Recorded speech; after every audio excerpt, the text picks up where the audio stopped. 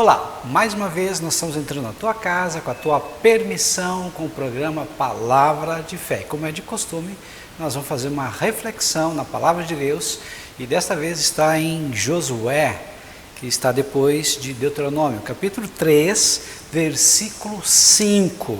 Assim diz a Palavra de Deus. Disse Josué também ao povo: santificai-vos, porque amanhã fará o Senhor maravilhas no meio de vós. Vamos orar? Deus amado e Deus bendito, nós te louvamos e te bendizemos e queremos dizer que nós precisamos de ti. A tua palavra diz: sem mim nada podeis fazer, e nós cremos nisso. Tudo que nós temos, tudo que nós somos é pela tua graça, ou seja, pelo teu favor, é algo imerecido, nós não merecemos, mas o Senhor, pelo teu amor e pela tua misericórdia, o Senhor nos dá. Por isso nós te pedimos agora que o homem desapareça, que o Senhor cresça, que o Senhor seja glorificado em nossas vidas, é o que nós te pedimos e desde já agradecemos em o nome de Jesus. Hoje nós vamos falar um pouquinho sobre a questão de cruzar o Jordão. Pastor, o que significa isso? Significa que há momentos que nós vivemos momentos de crise, momentos difíceis, onde precisamos tomar decisões e como agir perante esses momentos. Então nós vamos ver através da história do povo de Israel, o que eles fizeram, qual foi a orientação que Deus deu a eles e a partir daí nós também podemos extrair para nós o que nós podemos e devemos fazer também, porque na verdade o que tem na Bíblia são lições que nós podemos extrair para a nossa vida no cotidiano, ou seja, são aplicações que nós podemos fazer e ter para que nós possamos ter uma vida boa, agradável, correta e de sucesso, de prosperidade. Agora imagine a situação, aquele povo, o povo de Israel viveu 430 anos no deserto, 430 anos no Egito, saiu do Egito com a mentalidade ainda de escravo e Deus queria que esse povo pudesse conquistar Canaã, que é a terra prometida. Egito representa o mundo, o sistema do mundo, as coisas que nós vivemos, as forças ocultas que estão aí nesse mundo, que fazem as pessoas se distanciar de Deus. O faraó representa o diabo, que ele é uma personificação do demônio, ou seja, alguém que domina o mundo. E o povo de Israel representa, na verdade, todos aqueles que têm uma aliança com Deus. Então, se você tem uma aliança com Deus, você vai entender bem essa situação. Só que esse povo estava escravo, ou seja, esse povo precisava de um libertador. E Deus levantou Moisés para ser esse libertador. Ou seja, Deus sempre nos traz uma esperança, sempre nos traz uma saída. Deus nunca nos deixa preso, Ele sempre nos procura nos mostrar um caminho de libertação. Então Moisés foi o libertador, Moisés foi o salvador, Moisés foi o grande legislador, Moisés foi o grande líder que a nação de Israel, no caso os hebreus naquele momento, tiveram. Moisés foi um grande profeta, porque Deus falava com ele face a face. Era um homem que foi considerado na palavra de Deus aqui um homem manso, mais manso da face da terra. Agora Moisés morreu. Aquele povo que estava lá no deserto ficou 40 anos por causa da desobediência, por causa da incredulidade, ficou no deserto, vagueando pelo deserto. Então, somente 2 daquela geração mais antiga puderam entrar na terra prometida, Josué e Caleb. Então, nós temos 2 tipos de pessoas que passaram por aquele deserto. Primeiro, aqueles que estavam sempre murmurando, se queixando da vida, aqueles que estavam sempre se lamentando. Ou seja, as pessoas aquelas desanimadas, desobedientes, rebeldes, essas pessoas morreram no deserto. Agora, aquelas pessoas que tinham fé, aquelas pessoas que criam em Deus, essas conseguiram conquistar a terra prometida. Só que entre o deserto, e nós já falamos que o deserto é um lugar interessante, importante nós passarmos, porque é o momento onde Deus prova o nosso coração, onde Deus prova onde realmente nós estamos com o nosso coração, se nós vamos amar a Deus, obedecer a Deus ou não. Deserto é um lugar onde nós ouvimos a voz de Deus, deserto é um lugar de encontro com Deus, deserto é um lugar de milagres que acontecem também nesse lugar. Só que nós não fomos feitos para vivermos no deserto. O deserto é apenas um local de passagem, onde nós crescemos, amadurecemos, então nós precisamos às vezes passar por desertos. Só que agora entre o deserto e Canaã, que representa e simboliza um lugar de vitória, de conquista, estava um obstáculo. Esse obstáculo chamava Rio Jordão. E para piorar ainda a situação, era um momento de cheia, ou seja, o rio estava transbordando de água, tinha correntezas, e aquele rio caudaloso, era difícil de atravessar naquele momento de cheia. Então imagina só, o grande líder da nação de Israel, Moisés, morreu. Tinha um obstáculo agora para passar para Canaã, e estavam desesperados, estavam angustiados. Assim estava todo o povo, inclusive Josué. E em Josué capítulo 1, Deus disse para Josué, Josué, não desanime, tenha ânimo, seja forte, seja corajoso. Por 3 vezes Deus ordena que ele seja corajoso e que tenha bom ânimo. Pastor, o que eu aprendo com isso? Deus ele não quer que nós ficamos e permaneçamos desanimados. Podemos ter momentos de desânimo porque somos seres humanos e nós temos um momento de tristeza, de dor como qualquer outra pessoa. A grande questão nós não podemos permanecer nesse momento. Podemos ter uma crise, podemos ser abalados por um momento, mas depois nós temos que reagir. E Deus, ele na verdade estava sacudindo Josué, sacudindo o povo, para o povo se reanimar, para o povo se levantar, não ficar chorando. A Bíblia diz em Eclesiastes capítulo 3 que é tempo para todas as coisas. Tempo para nascer, tempo para morrer, tempo para se alegrar, tempo para se entristecer. Então nós temos tempo também de ter um momento de dor, de tristeza, porque isso faz parte da nossa natureza humana. Aqui, agora, o que estava acontecendo? Eles estavam agora perante o rio, tinha que atravessar o rio, Deus mandou eles atravessar o rio, só que não havia ponte, não havia barcos, e como eles iam obedecer a Deus se não tinha condições, se não tinham meios de poder atravessar, de cumprir a palavra de Deus? É isso que eu quero falar contigo hoje. Pastor, o que isso significa para a minha vida? Muito simples. Talvez você esteja com um problema sério, talvez você esteja desempregado, ou seja, a tua crise, o teu Jordão que tu tem que passar, o teu obstáculo que tu tem que vencer é a falta de emprego. Talvez o teu Jordão seja uma doença onde o médico já te sentenciou à morte, ou seja, não tem mais como viver. Talvez o teu Jordão, ou seja, o teu obstáculo seja um problema amoroso, que isso está te consumindo. Você está angustiado, você está depressivo, quem sabe até você pensa até em se suicidar, se matar, ou matar alguém, pior ainda. Então assim, há um obstáculo, há uma barreira, há uma crise que você está vivendo e você se sente preso, você se sente perdido, você não sabe o que fazer. E agora? O que fazer numa situação dessa? O que fazer quando eu não sei mais o que fazer? Quando todos os limites humanos já foram testados e eu não tenho mais solução? Eu quero te dizer que você tem 2 opções. Ou senta e chora, como muitas vezes a gente acaba fazendo, ou se levanta e reage e busca quem tem o poder para resolver.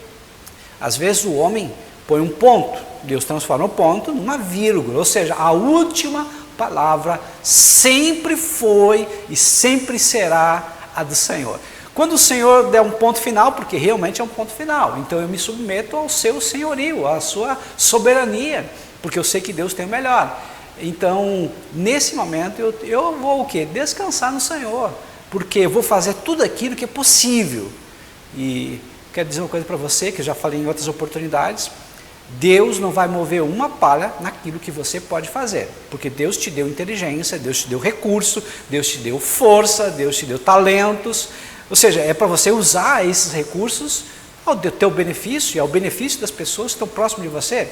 Mas quando você estiver numa situação que é impossível aos teus olhos, quero te dizer que o nosso Deus, Ele é o Deus do impossível. A palavra de Deus diz, agindo eu, quem impedirá? Ou seja, quando Deus age, nada e ninguém pode impedir a ação do Deus vivo. Oh, glória a Deus!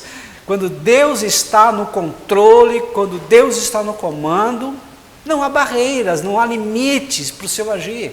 Ele tem todo o poder nos céus e na terra. Então nós temos que apenas confiar, acreditar, crer e saber que Deus está no controle de nossas vidas. Então, quando você se deparar com a crise, ou você olha para a crise e a crise aumenta, se agiganta, fica numa situação que talvez fique ingovernável, fique de uma forma que você não consiga encontrar saída, ou você retira os olhos da crise e olha para Cristo.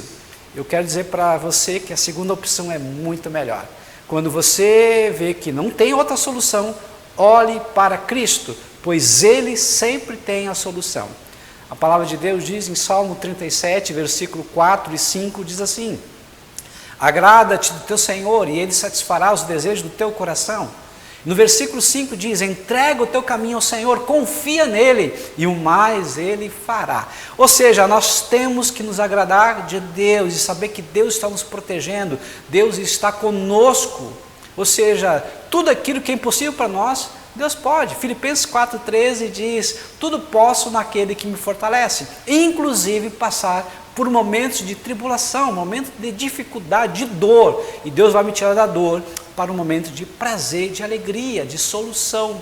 A palavra de Deus diz no Salmo 91, aquele que habita no esconderijo do Altíssimo, à sombra do Onipotente descansará. 1000 cairão ao meu lado, 10.000 à minha direita, mas eu não sereis atingido. Somente com os meus olhos olhareis e vereis a recompensa dos ímpios. Olha só, nós temos uma proteção do Senhor. A palavra de Deus diz no Salmo 23, o Senhor é o meu pastor e nada me faltará. Ou seja, eu tenho um líder, eu tenho alguém que me acompanha, eu tenho alguém que me orienta, eu tenho alguém que me guia, eu tenho alguém que me alimenta, eu tenho alguém que me protege. E isso traz para a minha alma uma segurança, uma paz que sai fora da compreensão humana. Então, quando eu sei que Deus está no controle, eu posso descansar no Senhor, eu posso me alegrar nele. Então, mesmo nos momentos de crise, mesmo nos momentos difíceis, eu sei que Deus não perde, jamais perderá o controle da minha vida, da minha história. Agora, nós temos então essa situação. O povo tinha que atravessar o Jordão. Havia um rio que tinha correnteza, que estava transbordando, e que precisava ser vencido. Pastor, o que isso significa para mim? Talvez você realmente tenha um problema a ser vencido, e você já tenha tentado, e você na tua mente diz: eu já tentei de tudo. Será? Será que realmente você tentou de tudo? Eu quero dizer para você que Deus, Ele não perde batalha. A batalha que é onde Deus entra, Ele entra para ganhar, porque Ele é o Todo-Poderoso. Ele não perde, nunca perdeu, jamais perderá a batalha. Se eu estiver com Deus, se Deus estiver comigo, pode ter certeza que a batalha será vitoriosa. Ou seja, não há derrota para quem está com Cristo Jesus. Talvez o problema a ser vencido seja um sonho a ser realizado. Você tem um sonho em relação à tua família, em relação aos teus filhos, e isso na tua mente seja algo impossível de se realizar. Talvez de repente seja um pecado a ser vencido, de repente um hábito, um vício que você tenha e você não consegue deixar, você se sente preso, aprisionado àquele sentimento, àquele comportamento. Isso te provoca vergonha, isso te provoca culpa e você se sente no chão, você se sente inferior. Isso te faz fazer com que você se sinta pior, você se compara com os outros e você se sente menor que os outros. Eu quero te dizer uma coisa hoje: Deus, Ele ama todos, inclusive você, e principalmente você. E essa palavra é para você.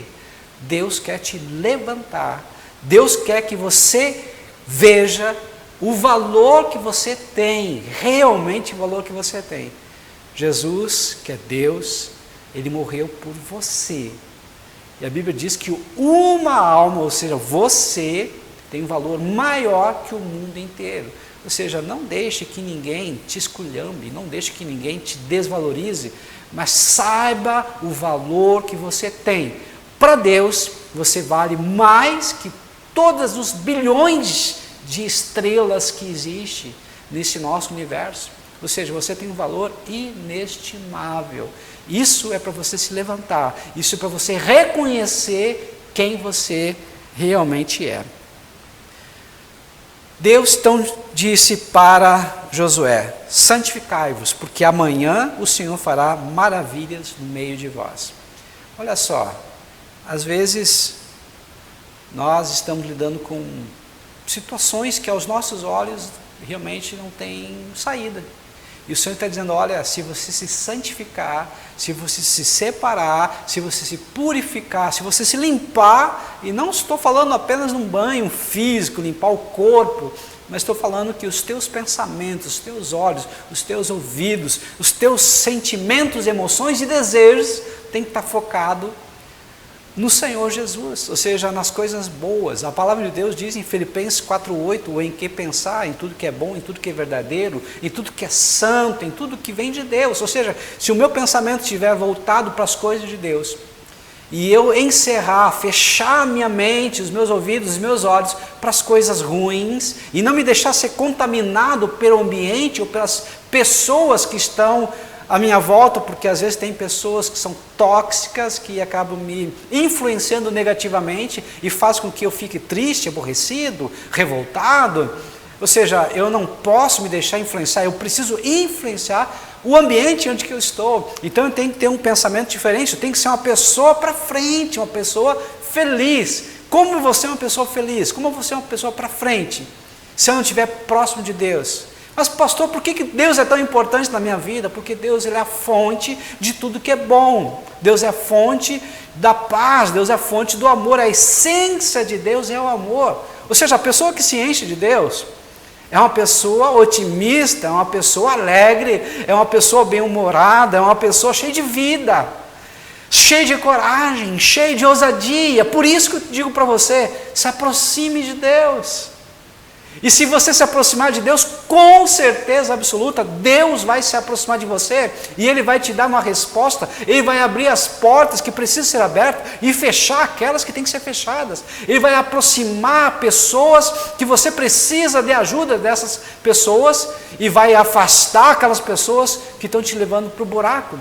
Então você precisa apenas confiar em Deus, se aproximar dEle, mas não pode se aproximar de qualquer maneira. A maneira certa de eu me aproximar de Deus é me santificando, me purificando, me separando para Deus, aborrecendo o mal. Eu quero contar algo para você que às vezes a gente pensa: eu preciso ser santo, não posso pecar para entrar na presença de Deus. Santo sem pecado, só Deus. Essa palavra santo também pode significar, e aqui no grego significa maduro, ou seja, eu posso ser uma pessoa madura, eu posso ser uma pessoa equilibrada, eu posso ser uma pessoa que, apesar de pecar, eu vou evitar o pecado. Por quê? Porque eu tenho medo de ir para o inferno? Não!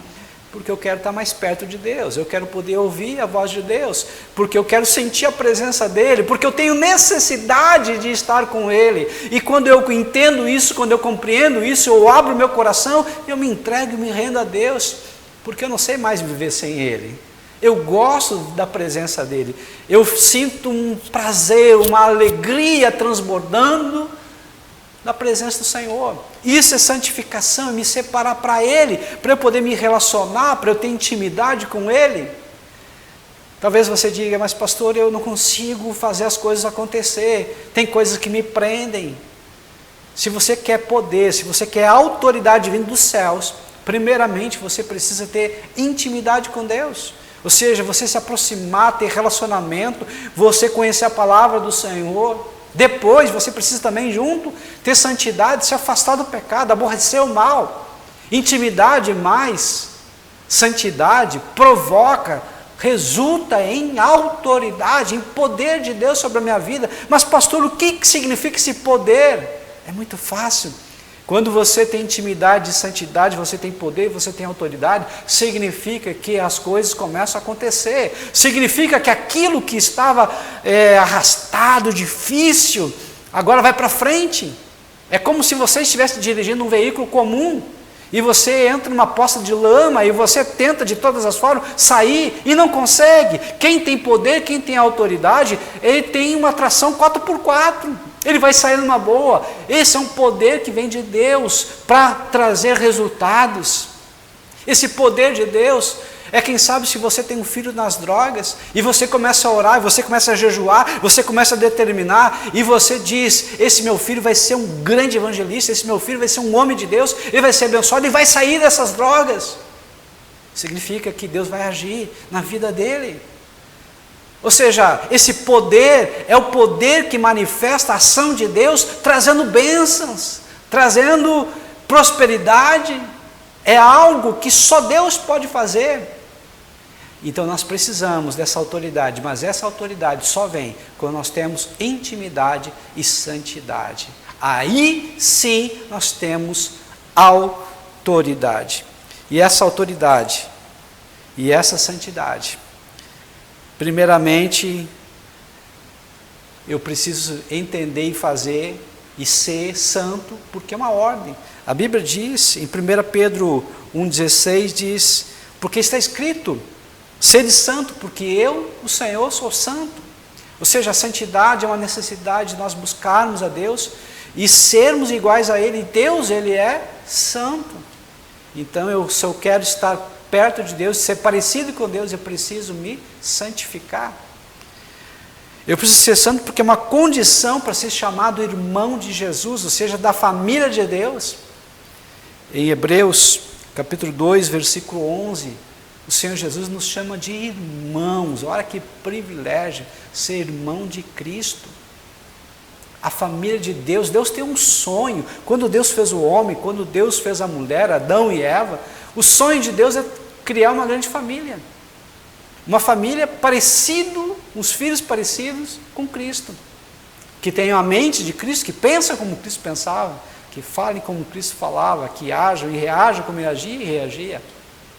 Se eu quero ser parecido com Cristo, eu tenho que falar a verdade, eu não posso mentir, porque a Bíblia diz em João 8,44 que o diabo é o pai da mentira, e todos aqueles que mentem são seus filhos. Se eu quero ser irmão de Cristo, eu não posso ser hipócrita, usar máscara, eu tenho que ser verdadeiro, real. Eu não posso estar julgando e criticando as pessoas, eu não posso ser invejoso, ciumento. Isso não faz parte de alguém que faz parte da família de Cristo. Mas pastor, quem é que não tem pecado? Eu sou pecador. Como diz Paulo também, eu sou o maior de todos os pecadores. Ou seja, eu reconheço os meus defeitos e sei que tenho muitos erros, muitas fraquezas. E eu falo para Deus, Deus tenha misericórdia de mim. Pastor, o Senhor, sim, eu sou pecador. Eu erro muito e reconheço os meus erros. Porque eu sei que Deus sabe as minhas dificuldades, as minhas limitações. Tem que ser muito homem, muita mulher, para dizer, eu errei, assumir os erros. Não transferir os erros para os outros. Eu fiz isso porque a culpa é dos meus pais, porque a culpa é do patrão, porque a culpa é do governo. Não, vamos assumir nossos erros. A primeira coisa que eu preciso para sair daquela crise, uma das primeiras coisas, é reconhecer que muitos dos erros fui eu mesmo que fiz. Eu fui precipitado. Eu agi na impulsividade, eu agi na emoção, eu não pensei, eu não raciocinei, eu não medi as consequências, ou seja, aonde as minhas atitudes ou a minha omissão ia me levar. Então, nós precisamos assumir e reconhecer os nossos erros, a parcela de erro, porque eu não posso mudar o outro, eu posso mudar a mim mesmo, e tudo muda quando eu mudo. Então eu não posso querer mudar outras pessoas, eu não tenho gerência para mudar elas, mas se eu mudar, tudo muda. Então aprenda a assumir os teus erros. A santificação é importante, porque a vontade de Deus para nós, 1 Tessalonicenses 4,3 diz isso, Deus ele tem vontade, Deus tem desejo que nós nos santifiquemos. Por que, pastor, que Deus tem esse desejo, essa vontade? Muito simples. Qual é o pai? Qual é a mãe que não tem desejo de conversar, de acariciar, de estar perto do seu filho qualquer um pai, qualquer avô, qualquer avó, tem desejo de estar perto do neto, do filho. Mas a palavra de Deus diz em Isaías 59:2, as vossas iniquidades criam separação entre mim e ti, ou seja, os meus pecados me separam de Deus, os meus pecados, as minhas iniquidades, as minhas falhas me separam, me distanciam de Deus. Então eu preciso evitar. Mas pastor, ocasionalmente eu vou falhar. Sim, ocasionalmente eu vou falhar, mas que o pecado seja apenas um acidente, mas não uma constância na minha vida. E quando eu falhar, eu peço perdão para Deus. E a Bíblia diz em 1 João 1,9, que se eu confessar a Deus os meus pecados e as minhas iniquidades, Deus ele vai me livrar de todas elas. Deus vai absolver, Deus vai me libertar, Deus vai me perdoar. Então primeiro eu preciso entender aonde que estou falhando, por que eu estou falhando, e confessar a Deus. Esse é o princípio da cura, quando eu verbalizo, quando eu falo aquilo que realmente está acontecendo. Ou seja, eu não escondo e não tento colocar o problema nos outros, mas digo, esse problema é meu, fui eu que fiz, eu que quis, e agora Senhor, estou arrependido, me ajuda a mudar. E Deus ajuda. Por que eu preciso ser santo? Porque a santificação é a condição para Deus operar o milagre. Talvez você precisa restaurar o teu casamento. Você vê que está perdendo teu marido, você mulher está perdendo teu esposo, vocês pais estão perdendo os filhos. Então vocês precisam de algo sobrenatural. Vocês já tentaram tudo aquilo que é humano e não deu certo. Foram psicólogo, foram psiquiatra, foram não sei mais aonde e não deu certo. Eu quero convidar você, não é para ir na igreja, é você ir aos pés da cruz. Eu quero te convidar a você buscar a Deus, abrir o coração e dizer, Senhor, me ajuda, eu preciso de socorro, eu preciso do Senhor, se manifesta, se revela a mim, por favor, me ajuda. Se você fizer isso, eu tenho certeza absoluta que o Senhor vai se manifestar e Ele vai mostrar para você uma saída, Ele vai mostrar para você uma solução. Você vai encontrar aquilo que você estava procurando, a resposta dos teus problemas, dos teus dilemas. Então você precisa realmente compreender que para você ter a resposta do Senhor, você precisa se santificar, você precisa fazer um sacrifício e buscar a face de Deus e não as mãos. Pastor, qual é a diferença de buscar a face e as mãos? Quem busca as mãos busca somente as bênçãos, mas quem busca a face quer relacionamento, intimidade com Deus, e aí Deus, Ele se revela, e aí Deus traz a solução. Quem se santifica vai ver Deus um dia, pois a palavra de Deus diz que sem santificação ninguém verá o Senhor. Você quer ver a Deus? Você quer ser salvo? Você quer ter o seu nome escrito no livro da vida? Busca a santificação, porque sem santificação ninguém verá a Deus. É como nós falamos na gíria, nada, nada, nada e morre na praia. Não morra na praia.